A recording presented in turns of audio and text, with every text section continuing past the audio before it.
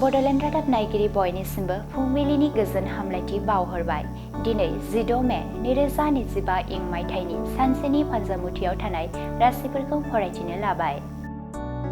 मेष राशि, सानसे खामानियाव मुखुब जानानै थानांगोन।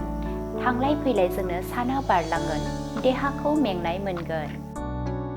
वृष राशि, मावनो लानाय खामानियाव हेंथा नुजाथिगोन, मोनसेबो हाबा जाफुंनाय नङा, गाज्रि सान। मिथुन राशि, गोसोआव गोथार सानस्रिया जायगा लागोन, बयजोंबो अनज्लायनानै गोरोबलायनानै थानो हागोन, साना गाहामैनो बारलांगोन। कर्कट राशि, मन्दिरफोराव फुजा होयोब्ला साननाय लुबैनाया जाफुंसारगोन, गोसोआव गोजोननाय मोनगोन, मोजां सान। सिंह राशि, देहायाव सानाय सुनाय जानो हागौ, जाब्लाबो लोंब्लाबो सान्थि मोननाय नङा, सांग्राङै सोलिनाया गोनां। कन्या राशि, समाज आरो हारिनि थाखाय हाबा मावनो गिदिर बिबान मोनगोन, गोसोआव गोजोननाय मोनगोन, मोजां सान। तुला राशि, मोजां हाबा मावनो थाखाय गोसोआव बोलो फैगोन, नाजायोब्ला जाफुंसारनाय मोनगोन, साना मोजां गाज्रिनि गेजेरजों बारलांगोन। वृश्चिक राशि, गावनि बुंनो गोनां बाथ्राफोरखौ गुबुननि सिगाङाव बुंथिनो हानाय नङा, गोसोआव दुखु मोननांगोन, हेंथा गोनां सान।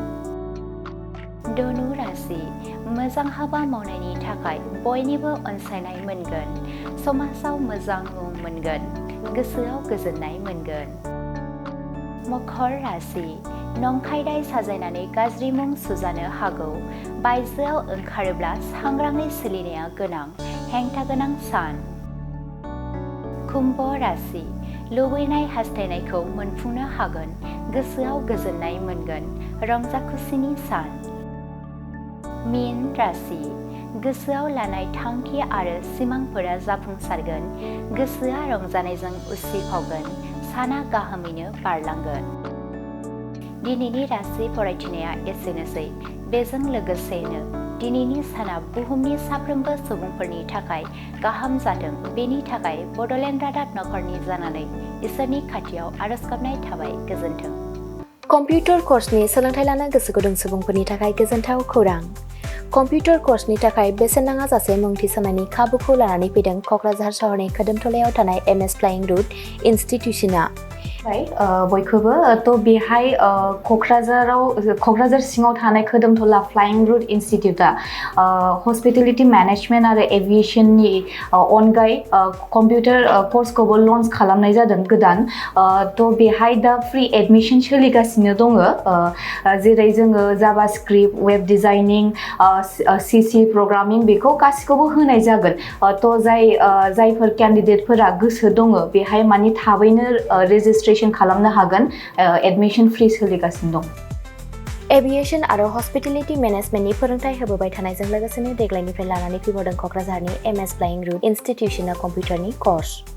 आखा-फाखा रोंग'सार फोरोंगिरि आरो मोजां खाबु थानाय बे फसंथानाव PGDCA, DCA, CCA, JavaScript, web designing, CC programming, illustrator, stenography with typing बायदि बायदि कम्पिउटार कर्सफोरनि फोरोंथायखौ नोंथांमोननो होनो थाखाय बे समाव नेनानै दङ क'क्राझारनि खोदोमथलायाव थानाय MS फ्लाइं रुट इनस्टिट्यूशना। गोदानै जागायनो लानाय कम्पिउटार कर्सनि थाखाय बे समाव MS फ्लाइं रुट इनस्टिट्यूशनाव गिबि खेबनि थाखाय मुं थिसनगिरिफोरा बेसेन होनाङालासे मुं थिसननायनि खाबुखौ मोननो हागोन। थारैनो नोंथाङाबो कम्पिउटारनि गियान सोलोंनो गोसो दङ नामा?